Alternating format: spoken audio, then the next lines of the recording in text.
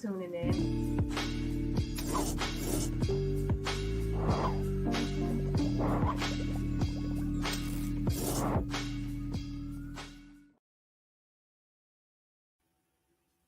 Hey, what's up, Hilo News family? This show is brought to you by Baptist Health Pine App. Healthcare at your fingertips with the Pine App. Head to HiloNewsMiami.com right now to learn more about their app and all the new features created to improve your healthcare experience with Baptist Health. Thank you for tuning in.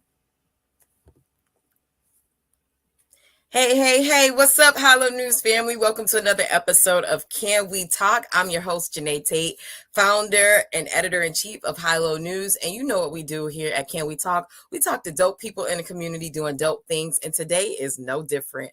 I'm so excited to have our next guest on today. She's doing dope things in the beauty industry and using technology and innovation to get it done. So without further ado, I would love to welcome to the show Mrs. Edwards. Hey. Look, I want to make sure because I'm a proponent for making sure I get names right. Aurelia, perfect. You got it. First, and then I said, because something in me wanted to say it differently. So I was like, I know I can say Miss Edwards. So you can always say Miss Edwards. That's always a good fallback. Hey, Aurelia, thank you so much for coming on Hilo News today. Can we talk? Thank you. Thank you for having me. I'm really excited about our conversation today. Yeah, me too. How are you doing today?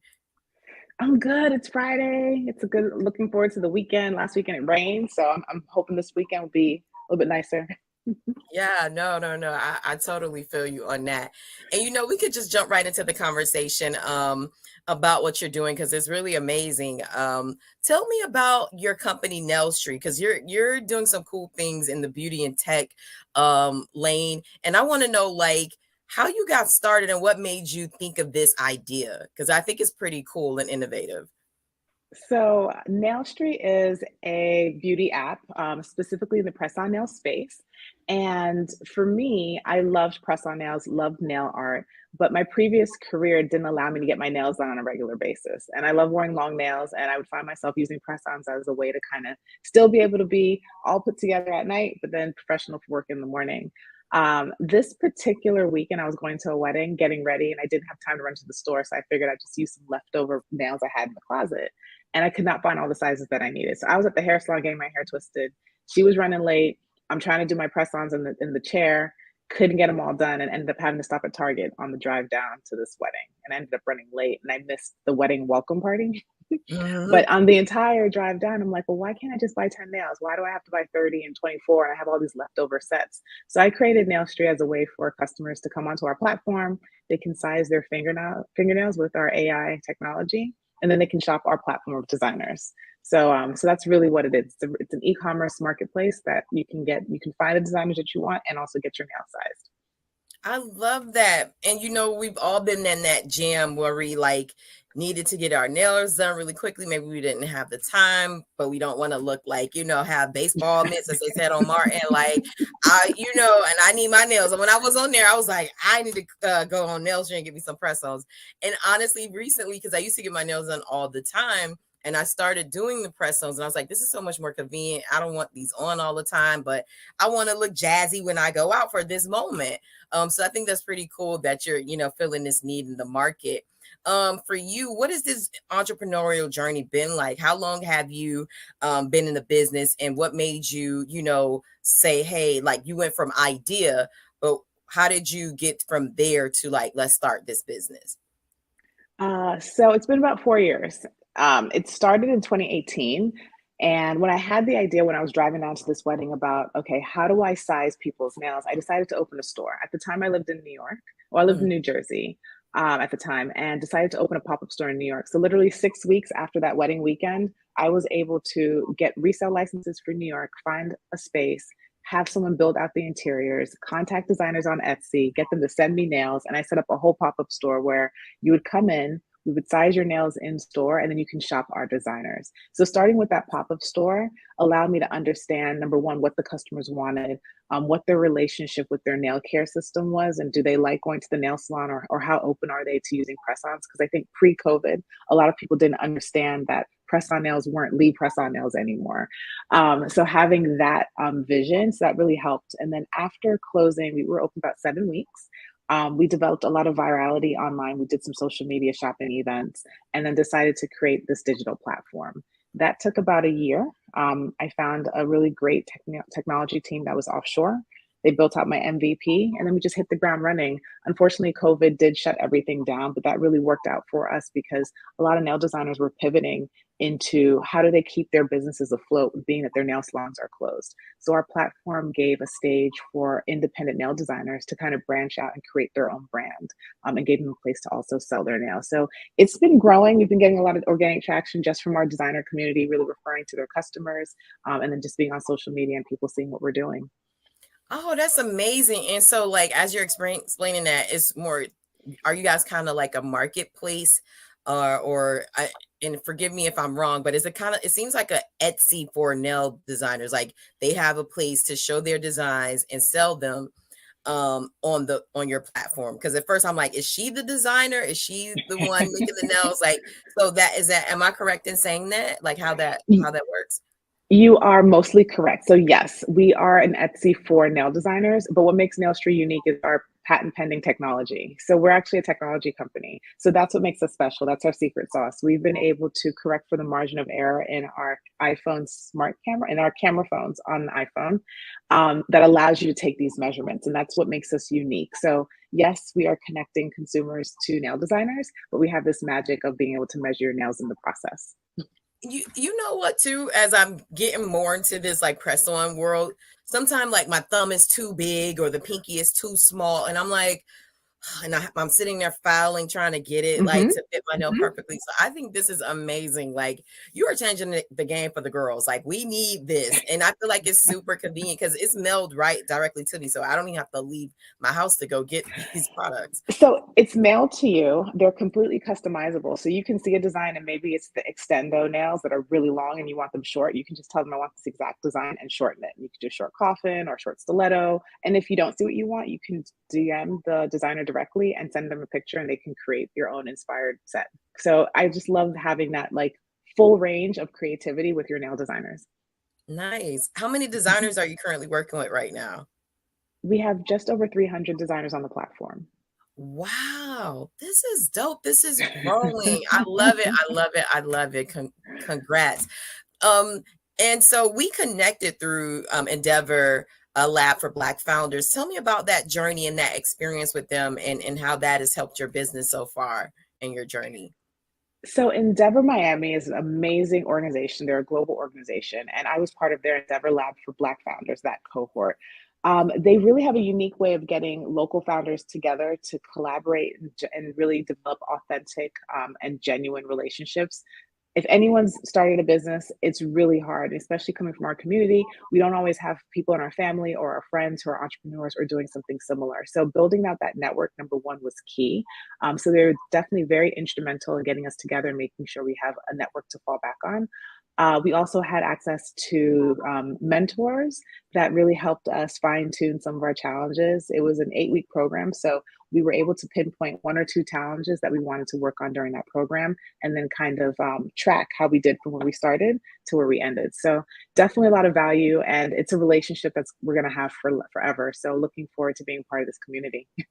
That's what's up. And like you said, building community, especially for a lot of people that look like us, we don't have that support within our family. So to create that outside of your personal network or people that you know immediately is pretty cool. And it's really helpful as an entrepreneur because you need that sounding board in that community when you're, you know, when things are getting tough or when you're in a success mode and you're looking to grow and expand, you have people there who can relate to you.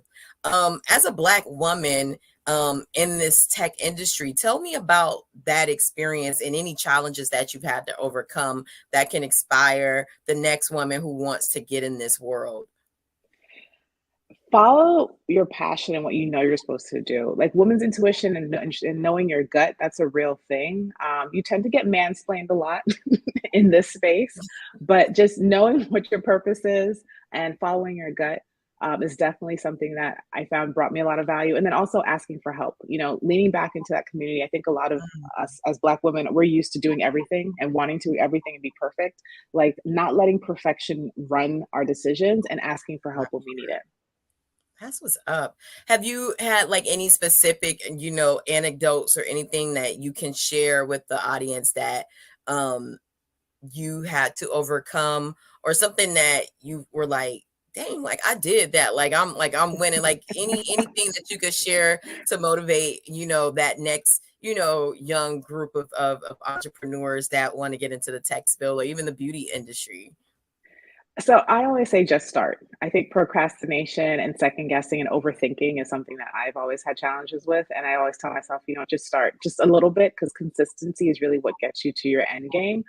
You don't have to be the best at it. You can always find people to come in and help, but just start. And I feel like a lot of people have great ideas and want to do different things, but they think they overthink, they think themselves out of it.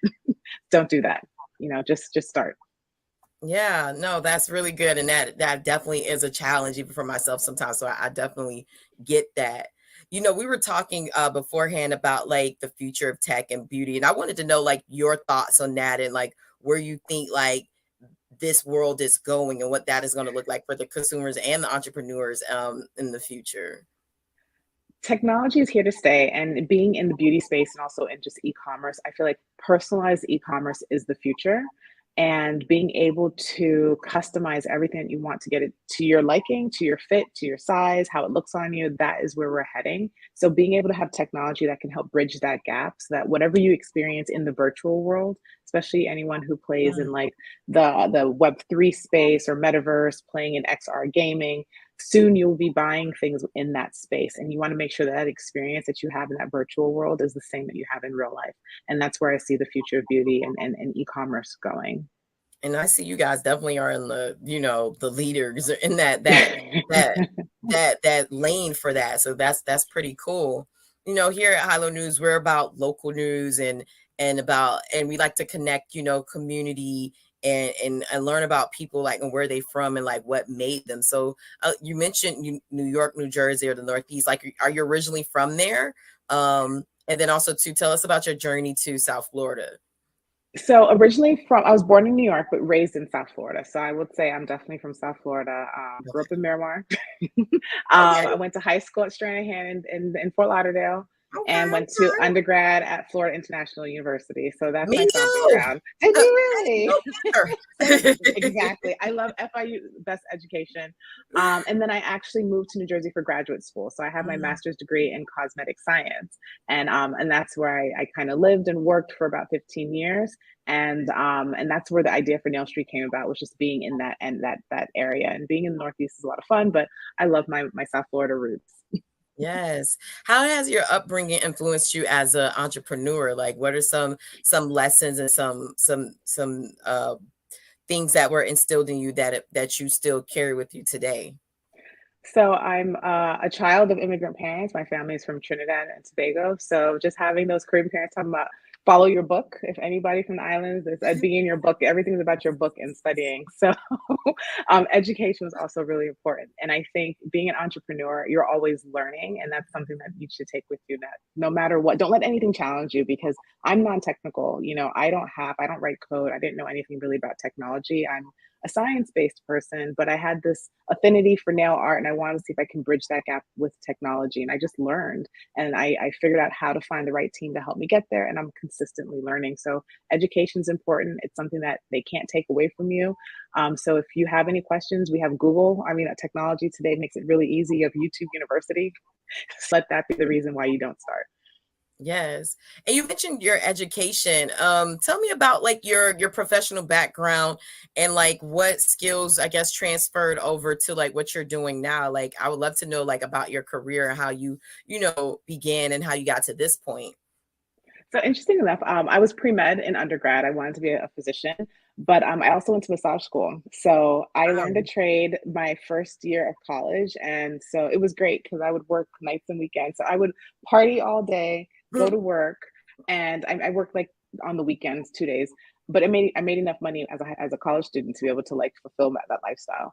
When I moved into corporate world, I realized that I loved what I did as a massage therapist more than I did in the corporate world, and I was able to turn that into a very successful small business. So Nice. for about, I don't want to give my age, for a few years, Mhm.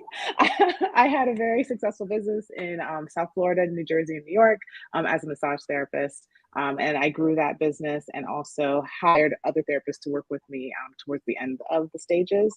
And then once COVID hit, I decided to retire out of that profession and go full time into my Nailstry project. Nice. Congratulations. So you had already had some experience with entrepreneurship before you went, 100% into Nailstry. That's pretty dope. Thank you, thank you. But I will say this, having a small business and having a startup are two different monsters.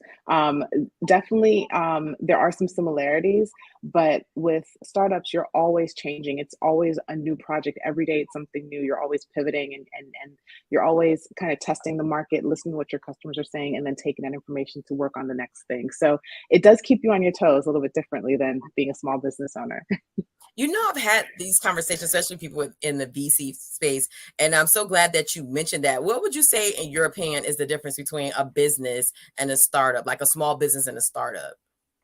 The speed at which you grow, for me, that's what I noticed. Like a small business, you're trying to make a certain amount of income and you're supporting yourself. Startups, you want to see that exponential growth.